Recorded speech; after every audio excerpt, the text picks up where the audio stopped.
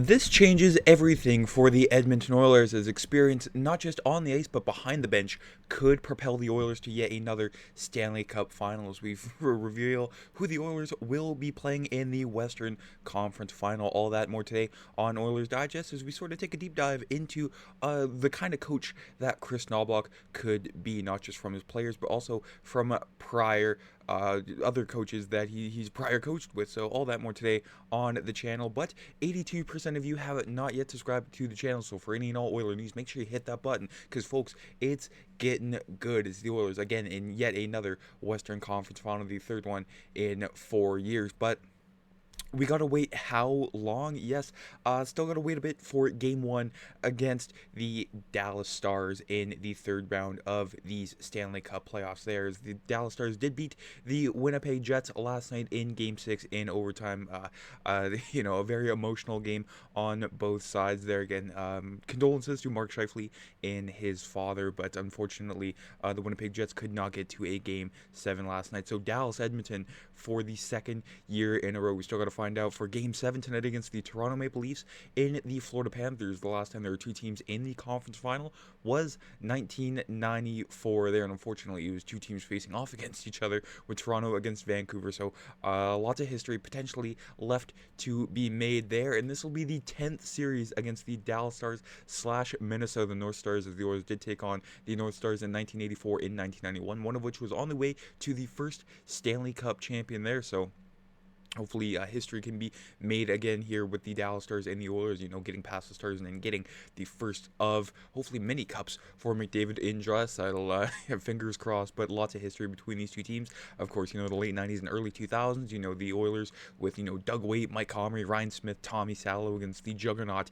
Dallas Stars with Mike Modano, Joe Nieuwendyk, Eddie Belfour, Marty Turco, two starting goalies in that one that both owned the Oilers. There are three if you want to count Andy Mogan, 1997, but the Oilers and Stars, another chapter left to be written there. In the season series, Dallas took that one 2-1. The Stars beating the Oilers 4-1 in the game that I thought the Oilers were much closer in until, just a few unlucky goals given up there by Stuart Skinner. But the Oilers, in a nail-biter on March the 8th there, Mikko Rantanen's first game as a Dallas Star. Jake Wallman certainly let him know how he felt about Mikko Rantanen, and that the Dallas Stars taking a 4-0 lead on March 26th, and the Oilers battling back to make it 4-3, but could not tie the game. So this will be another historic series between these two teams here. And just taking a look at the schedule here, all 7 o'clock starts here, 6 o'clock Mountain, I should say, except for Game 3, Sunday, May 25th, 2 o'clock Central, 1 o'clock Mountain there. And you're saying, oh, it's an afternoon game. The Oilers are awful in afternoon games, but good news, folks, 3-0 in home matinees for the Edmonton Oilers this year. Overall, they went 4-5-1, but 3-0 at home. December 14th against the Golden Knights, 6-3. December 21st, the next week after, against the San Jose Sharks, in a goal scored by Mattias Ekholm with less than 10 seconds left on the clock. Then the Oilers getting the winner in overtime. And lastly here, Saturday, January 25th, the Oilers over the Buffalo Sabres, 3 goals to 2. So, the Oilers, history is on their side for this season. But again, the regular season, in the playoffs, the two schedules that I just showed you, going 3-0 on matinees and losing 2-1 to the Stars in the regular season, that's just, set the scene. That's not so much what's going to happen in this third round here. But again, it's always a nice parallel to sort of show, how different these two times of the year can be there. And also some more exciting news here from Ryan Rishaug. Says Ekholm out for the optional skate. Not decided whether he's going on the road for games 1 and 2. A possibility for later on in the series there. And that'll be a huge, huge addition for these Edmonton Oilers. As the decor without Ekholm, they've been holding their own, but when you can always add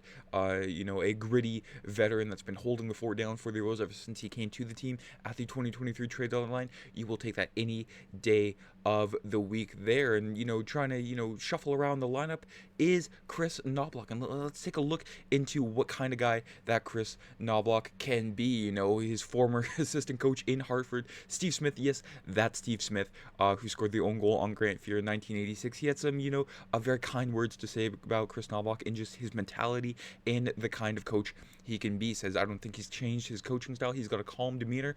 We've seen that calm demeanor time and time again through, in-game, during the post-game pressers, during the pre-game pressers. He's always showing the same emotion. He's very methodical about his ways, very calculating. He's a great guy that the players like, and he thinks things through.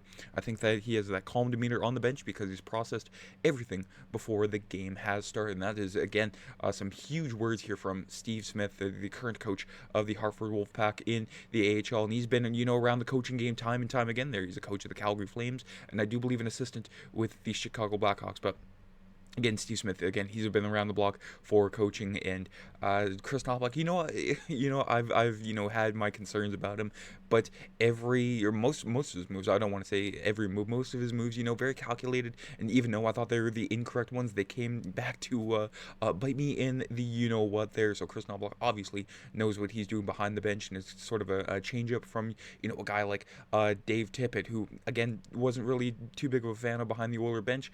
Jay Woodcroft, who I loved, and when the Oilers fired him, I was like, what are you doing? But replacing Woodcroft with Knoblauch, it turned out to be a win for the Oilers in the end there. And Zach Hyman, with a view from the player's perspective on Kris Knoblauch, says, I think he's pretty grounded in process-oriented. It's not necessarily about the results, but it's how we're playing. And he has a good feel of when to mix things up and to stay the same, or when to stay the same, I should say. When somebody's feeling really good, he gives them more of an opportunity. When somebody's not, he's able to manage the group pretty well and able to manage the lineup well. And a good coach gets the most out of his players, not just his star players, but also the depth options on this team. There's Edmonton's year-to-year playoff goal differential without McDavid and Draisaitl up to May 15th, 2015. You can see 2024-25 thus far, a 64% net goal share without those two. So going 16 goals for and 9 goals against from, the rest of the team, other than, the Glimmer Twins, the top 2 stars of the team, who put this team on their back year in and year out there. So it's time for the others to step up and help out with this group project here, and comparing it to past years, last year's cup run, the others, getting, heavily outscored, and every year before that, except for 2019, 2020, the bubble year. But you know what, we're not really counting that because it just kind of throws off the data,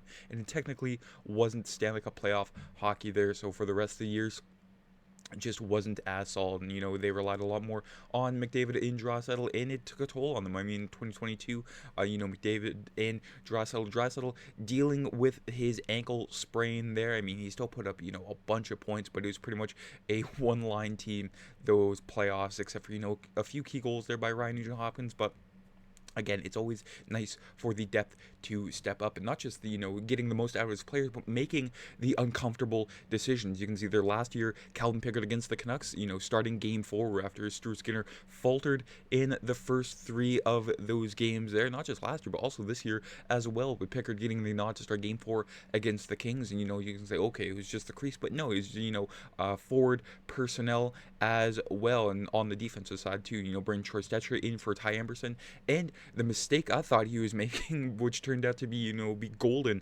in the end there, with Kasperi Kapanen coming in for Victor Arvidsson. And I was like, well, why is Kapanen coming in instead of a guy like Jeff Skinner? But we also Kapanen scored the overtime winner against the Vegas Golden Knights, and I ate some crow in the end, and I gave Kris Knoblauch full marks on that. But with Ryan Nugent-Hopkins and those, tough decisions, that he had to make some tough decisions early in his tenure in the playoffs. Obviously, you always have to make those tough decisions, and he's never hesitated, and I think that's a great thing. He doesn't dance around it, he just does it. And when you're the kind of coach who you have do those kinds of things, and that's been his mindset coming in. Ryan Nugent-Hopkins in his Oiler tenure there, 14 going on 15 years with the team. He's been through 10 head coaches, so he's seen it all in that Oiler dressing room. Going from guys like Tom Rennie, to Ken Hitchcock, to Dallas Eakins. I could name all 10 right now, but folks, we do not have that kind of time today. So that's how long Ryan Nugent-Hopkins has been here, and hopefully Kris Knoblauch is the coach for Ryan Nugent-Hopkins during the remainder of his Oiler tenure. Because you know what, Knob, as much as I pick on the guy, he's a perfect coach for this Oiler team. And every coach has their different nuances and unique way of coaching, but he definitely has that calm demeanor. Even when situations get tough, he stays pretty calm. Obviously, sometimes we can do the other side of it, or he can do the other side of it, McDavid, I should say. But his presence in his calmness helps when things aren't going well. That's one of the big things for him, and not just, the tough decisions personnel-wise, but also the matchups for Kris Knoblauch. We all saw it in the Vegas series there, where he sort of transitioned the Draisaitl line into a bit of a shutdown line against the Ekholm line from Bruce Kurlock here of Oilers Nation. You can see Kris Knoblauch matching that line with Draisaitl captain in Podkolzin, with Walman and Klingberg running at the 5-man unit, and Eichel's line had a combined one shot on net in Game 4. So you can see the Oilers,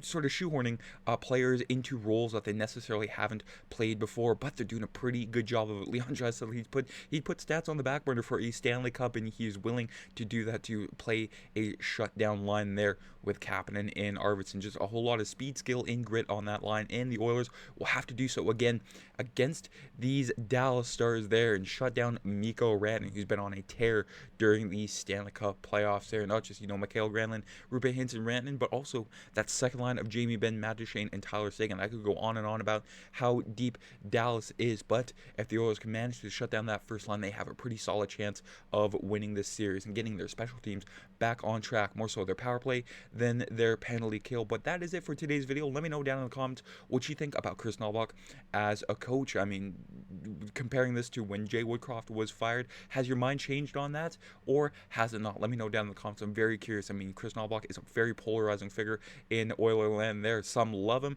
and then some are still on the fence about him, considering what he's done since his arrival last year. But take care, folks. Have a great rest of the long weekend. We will be back to set up this Oilers Stars preview much more during the early parts of the week. We still have until Wednesday night for Game 1. So take care, everybody. Have a great rest of the day. I'm Matt.